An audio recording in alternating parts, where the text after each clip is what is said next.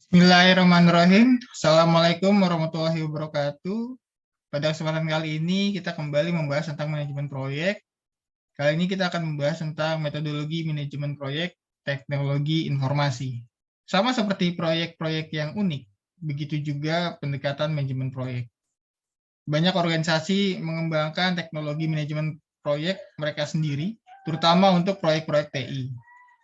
Blue Cross Blue Shield dari Michigan menggunakan PMBOK Guide 2000 untuk mengembangkan proyek teknologi manajemen TI mereka. Inisiasi proyek.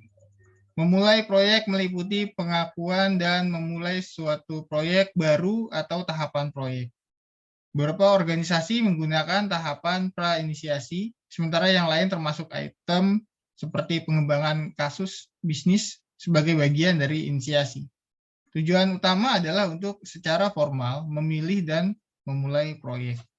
Jadi ada yang berdasarkan juga kasus-kasus yang sudah pernah terjadi.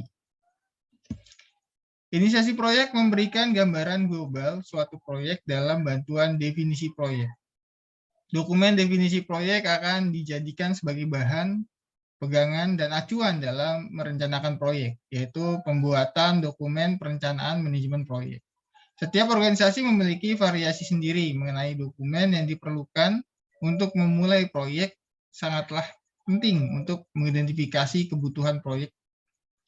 Setiap organisasi memiliki variasi sendiri mengenai dokumen yang diperlukan untuk memulai proyek. Sangatlah penting untuk mengidentifikasi kebutuhan proyek, stakeholder, dan tujuan utama. Inisiasi proyek berisi 1. Ruang lingkup proyek. 2. Tujuan proyek. 3. Waktu pengerjaan proyek. 4. Biaya proyek. 5. Informasi umum lainnya.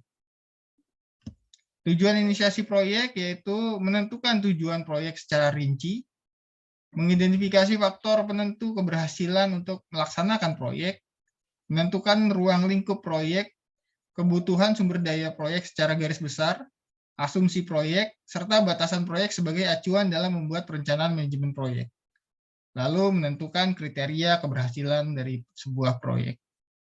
Mekanisme inisiasi proyek.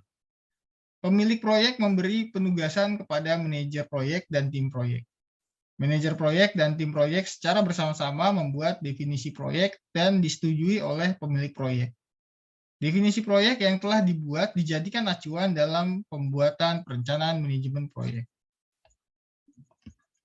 Output kunci meliputi 1.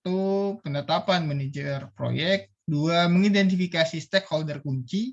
3. Menyelesaikan kasus bisnis. Yang terakhir adalah menyelesaikan dokumen proyek dan mendapatkan tanda tangan dari pemilik proyek. Jadi gambarannya seperti ini.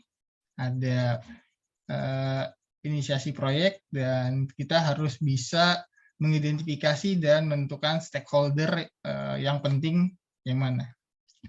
Saya rasa ini dulu yang bisa saya sampaikan. Mohon maaf jika ada kesalahan atau penyampaian yang kurang tepat. Saya akhiri. Wassalamualaikum warahmatullahi wabarakatuh.